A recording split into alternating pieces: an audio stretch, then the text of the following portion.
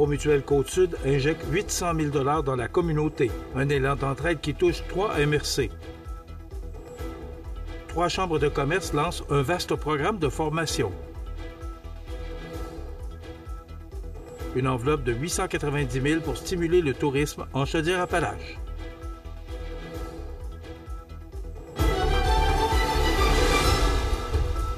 Vendredi 21 novembre 2025.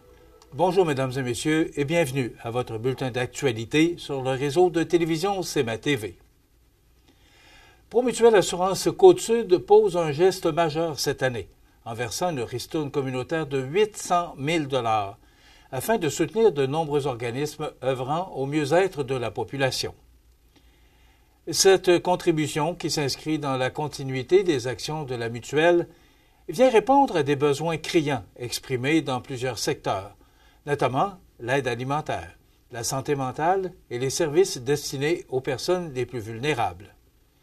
L'an dernier, l'organisation avait remis 1,4 million de $ en ristourne communautaire. Et devant l'importance des besoins, Promutuelle Assurance Côte-Sud entend poursuivre l'initiative en 2026, confirmant ainsi sa volonté de demeurer un acteur incontournable pour les organismes du territoire.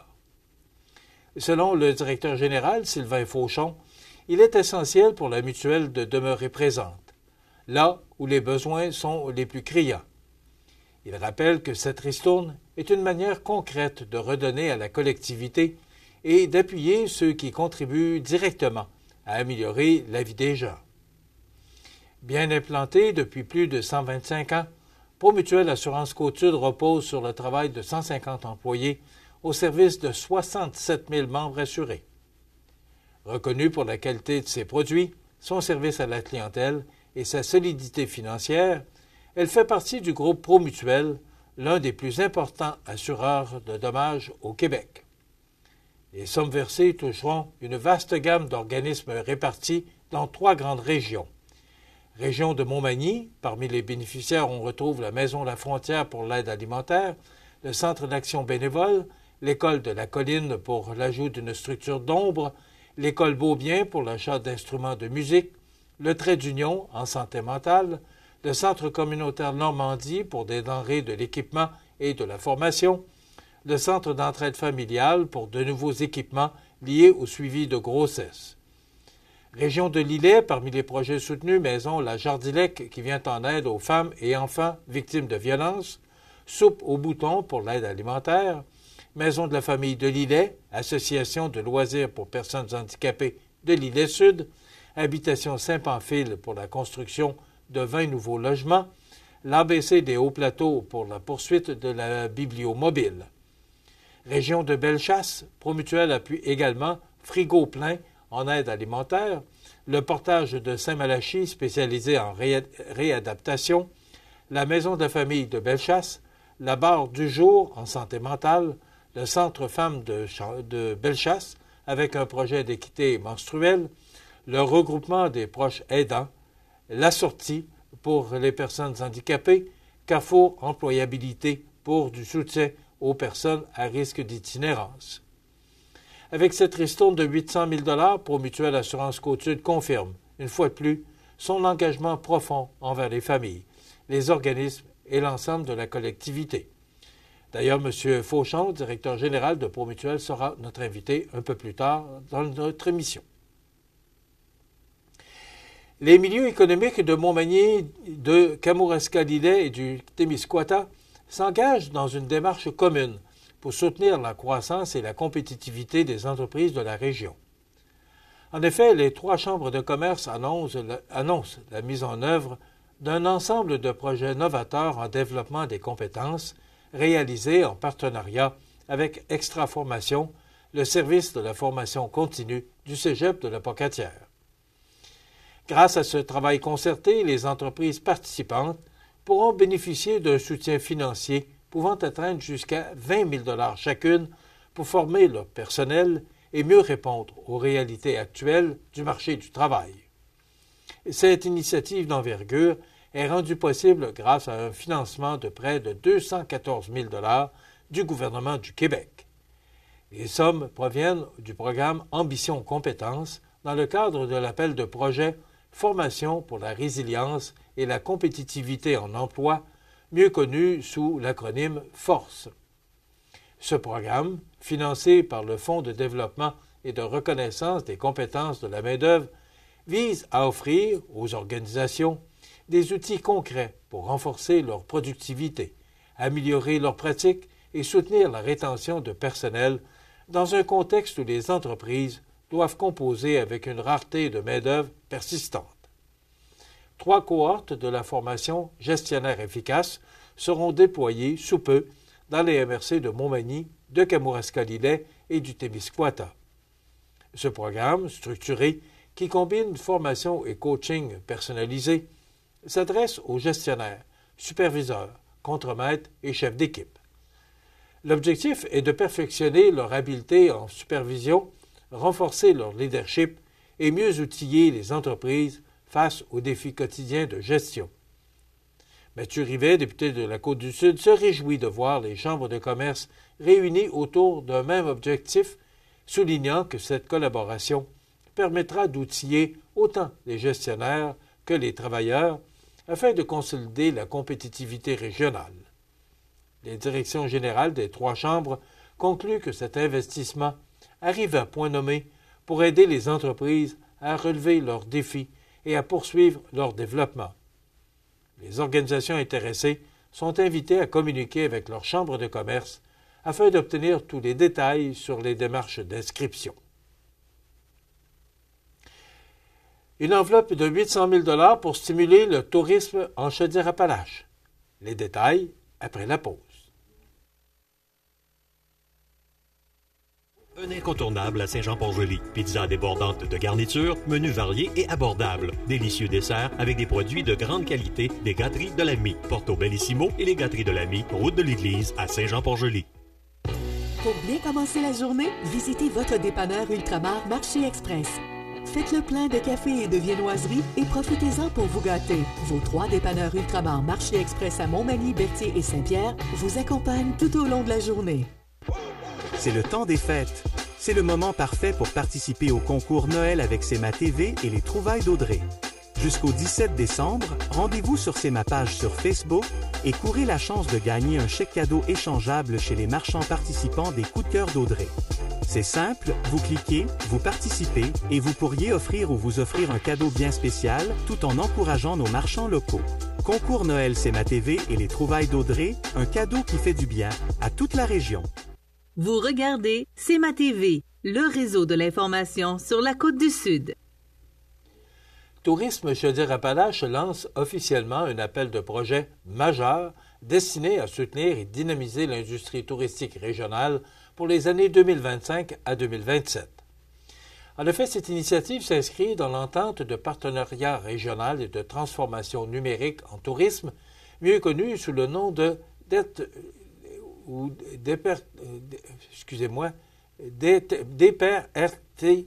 2025-2027. Annoncé le 30 octobre dernier par le ministère ou la ministre du Tourisme et ministre responsable de la région du Bas-Saint-Laurent et de la région de Gaspésie-Île-de-la-Madeleine, Amélie Dionne, cette entente met à la disposition des promoteurs une enveloppe totale de 890 000 $. Les projets devront s'inscrire dans l'un des 2 volets déterminés, dont le développement d'attraits, d'activités ou d'équipements, ou encore l'innovation numérique, un secteur devenu incontournable pour améliorer l'expérience des visiteurs et assurer la compétitivité des entreprises touristiques. Les promoteurs intéressés auront une fenêtre précise pour soumettre leurs propositions du 19 novembre 2025 au 18 janvier 2026. Tourisme Chaudière-Appalaches invite d'ailleurs les organisations à consulter les critères d'admissibilité, les modalités de financement et les formulaires nécessaires disponibles en ligne. Avec cet appel de projet, la région confirme son engagement à soutenir la relance, l'innovation et la croissance touristique, tout en misant sur des initiatives porteuses pour les communautés locales. Chaudière-Appalaches enregistre une avancée majeure en matière de représentativité politique féminine, un tournant salué par le réseau des groupes de femmes de Chaudière-Appalaches. Le regroupement souligne d'abord le courage et l'engagement de toutes celles qui ont brigué les postes de conseillères ou de mairesses lors des plus récentes élections municipales. Selon le réseau, chaque candidature constitue un geste politique essentiel qui permet de transformer graduellement les structures de pouvoir. Cette progression se reflète clairement dans les résultats électoraux. Dans les 5 plus grandes villes de la région, 4 femmes se sont présentées et 3 ont été élues. Une donnée significative qui illustre que lorsque les femmes occupent l'espace public et se présentent aux élections, elles contribuent à enrichir la démocratie locale et à renforcer la légitimité des instances décisionnelles. Pour le réseau des groupes de femmes Chaudière-Appalaches, ce succès démontre aussi que les femmes possèdent toutes les compétences nécessaires pour assumer les plus hautes responsabilités municipales. Même si les femmes représentent la moitié de la population, elles demeurent sous-représentées dans les lieux de pouvoir. Le réseau rappelle que l'égalité réelle en politique ne doit pas être perçue comme un privilège, mais bien comme un droit fondamental. Tant que la parité ne sera pas atteinte, la démocratie demeurera incomplète. Les politiques publiques doivent refléter les réalités et les priorités de l'ensemble de la population. Cette année marque un changement particulièrement notable puisque Chaudière-Appalaches n'occupe plus le dernier rang au Québec en matière de proportion de femmes élues. La région passe du 17e au 14e rang provincial, une amélioration qualifiée de significative par le réseau. Toujours selon le réseau des groupes de femmes de Chaudière-Appalaches, ce progrès prouve que les efforts déployés depuis plusieurs années commencent à porter fruit et qu'il faut poursuivre cet élan afin de lever les obstacles qui freinent encore trop souvent l'implication des femmes en politique municipale. En parallèle, le réseau réitère son rôle central dans la défense des droits des femmes et son engagement à soutenir celles qui souhaitent s'impliquer dans la sphère publique. Il rappelle aussi l'existence du réseau des élus de Chaudière-Appalaches, un espace virtuel de solidarité féministe. Cet outil permet aux élus municipaux de partager leurs défis, d'échanger sur leurs réussites et de se soutenir mutuellement dans l'exercice de leurs fonctions, favorisant ainsi une participation durable et plus forte des femmes en politique. Rappelons que le réseau des groupes de femmes de Chaudière-Appalaches regroupe 24 organisations et maintient que cette progression régionale qui représente un pas important vers une démocratie plus inclusive, plus équilibrée et réellement représentative.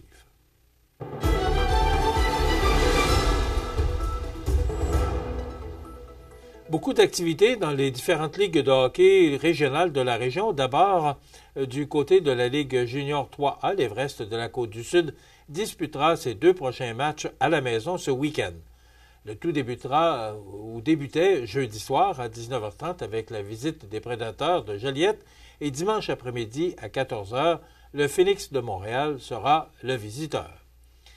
Dans la Ligue de hockey junior 2A, prochaine rencontre du Caron Industrie dimanche en fin d'après-midi, 23 novembre, 17h, à l'Aréna de Montmagny pour la visite du Cité Construction d'Israéli. Dans la Ligue de hockey Côte-du-Sud maintenant, un autre calendrier chargé de 5 rencontres sera offert aux amateurs de hockey senior le week-end prochain. 2 de celles-ci seront présentées ce vendredi 21 novembre, alors que Saint-Prosper visitera les Mercenaires de Lotbinière à l'Aréna de Saint-Gilles à 20h30 et Saint-Charles se rendra à Saint-Jean-Port-Joli pour y affronter le Pavage Jéricho à 20h45. Demain, samedi 22 novembre, Saint-Damien recevra le Décor Mercier de Montmagny à 19h30 et dimanche 23 novembre, le Family Prix de Saint-Joseph recevra le Pavage Jéricho de Saint-Jean-Port-Joli à 14h. Du côté de Saint-Charles, l'équipe belchassoise sera à Sainte-Marie pour y affronter le Giovannina aussi à 14h. Enfin, dans la Ligue de hockey olympique de Montmagny, un autre programme double sera présenté ce samedi soir dès 20h, alors que le Pavage Jéricho visitera le groupe MG et à 21h30, le Haut-Quai-Pneu affrontera le Armoire Mathurin. Voilà ce qui complète votre bulletin d'actualité de ce vendredi 21 novembre. Dans un moment, les prévisions de la météo. Et le menu de cette émission du vendredi 21 novembre, dans un instant, on reçoit Mme Isabelle Genet, qui est présidente directrice générale de Centraide Québec-Chaudière-Appalaches. Et comme je vous l'ai mentionné, M. Sylvain Fauchon, directeur général de Promutuelle Côte-Sud, sera également avec nous. Et Audrey Saint-Pierre nous fera part de ses trouvailles chez Tapis Montmagny. Et bien sûr, en fin d'émission, les commentaires d'actualité et les avis de décès. Je vous souhaite donc une excellente émission à notre antenne.